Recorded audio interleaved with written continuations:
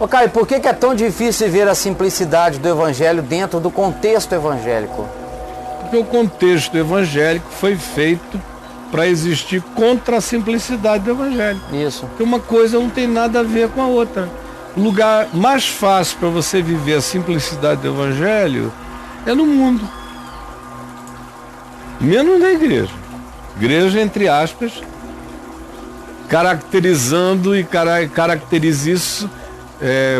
caracterize-se assim a maior parte das igrejas. Mas não precisa ser igreja doida dessas que a gente acusa aqui, denuncia.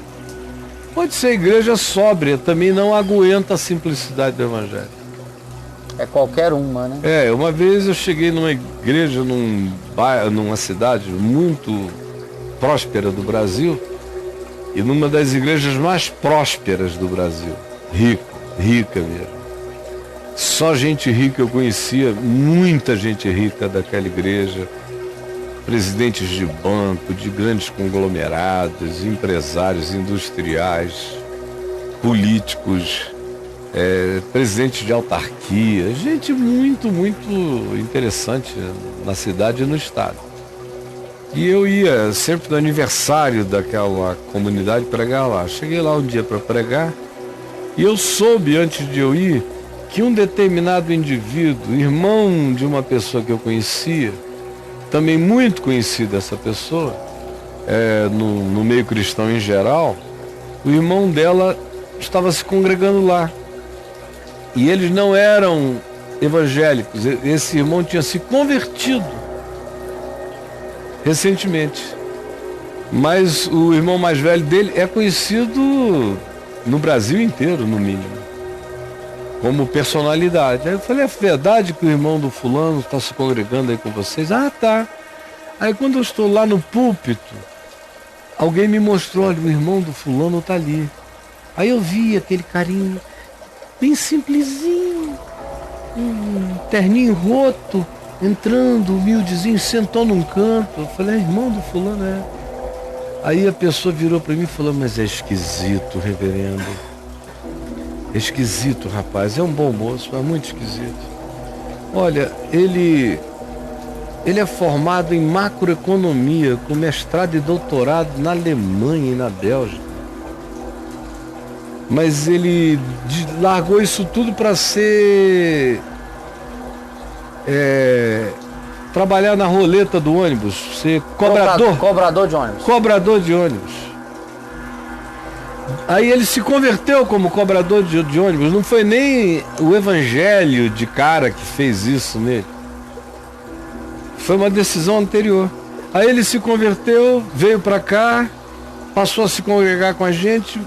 Um monte de faculdades convidando para ele ser professor. Em todas. Porque o currículo do cara é extraordinário. Top. Ele é um gênio. Ele disse que não queria, ele preferia ser jardineiro. Aí foi jardineiro. E os crentes começaram a pedir para ele fazer jardinagem, ele fazia muito bem. E todo mundo dava para ele roupa. E começaram, e não entendiam por que ele ia sempre com a mesma roupa.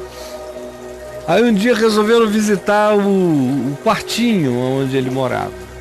Chegaram lá, tinha uma cama de campanha e 2 ou 3 roupas. Aí perguntaram, mas e as roupas que a gente deu? Aí ele falou, não, eu só preciso dessas aqui, tá cheio de gente, com frio. Precisando. A cidade lá é fria. Dê para todo mundo. E cama, você vai dormir nessa cama aqui? Não, não preciso, essa aqui tá ótima, aquela que abria a cama de campanha. Aí foram lá, botaram uma cama, puseram móveis, fizeram não sei o quê. Voltaram um ano depois, ele tinha dado tudo para uma viúva, para alguém lá que estava... a mesma caminha. Mesma caminha, mesma coisa. E as ofertas continuavam, você conversava com ele, você via a inteligência brilhante do cara, mas ele não estava afim de nada, ele queria viver a simplicidade do que ele vivia. Hoje ele é professor numa grande universidade, mas continua vivendo a mesma vida simples. E também tinha uma alegria celibatária natural. Queriam que ele se casasse, conhecesse pessoas, ele estava em paz. Ele não estava afim. Não estava afim. Aí eu levei para almoçar comigo, depois jantei com ele também, comecei a conversar, fui dizendo, olha, relaxa. Eles nunca vão te compreender. Você acha que se Jesus entrasse aqui, sem ser já apresentado como ressuscitado de entre os mortos, se entrasse só como um rapaz de 30 anos, o que ia rolar aqui dentro? Meu Deus, ele ia ser expulso daqui logo. A religião não tolera o evangelho.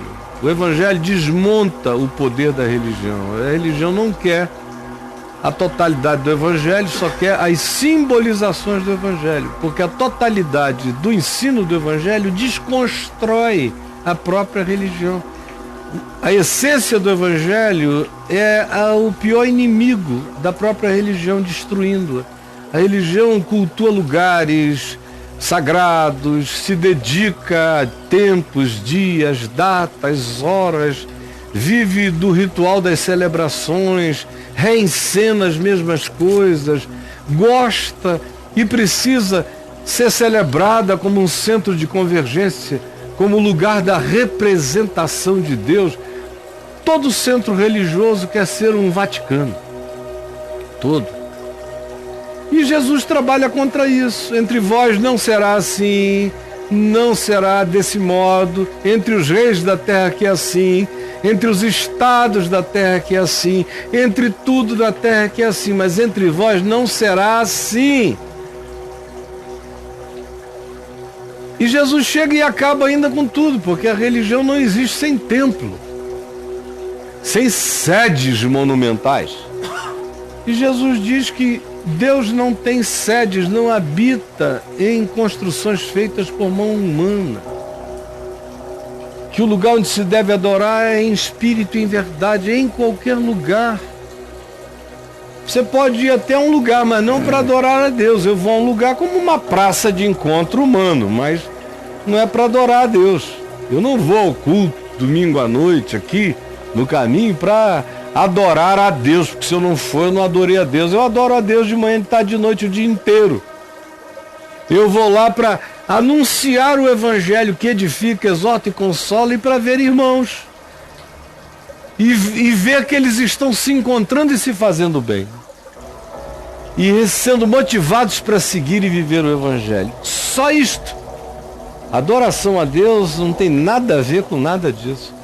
E quem continua a vender essa história do levita, do lugar da adoração, da casa da adoração, está trabalhando para manter o lugar cheio, porque sem um lugar cheio não haverá as contribuições necessárias para manter o lugar.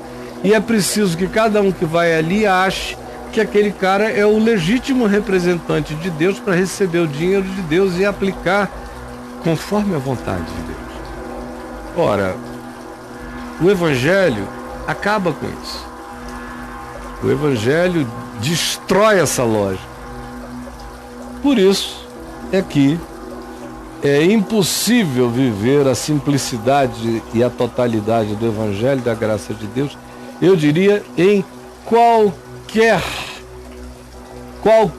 das estruturas religiosas que eu conheço. A moçada gosta muito de Jesus, mas nem tanto. Diz que ama Jesus, mas não suporta o evangelho. Vamos lá, brother? Só temos 30 minutos. Caião,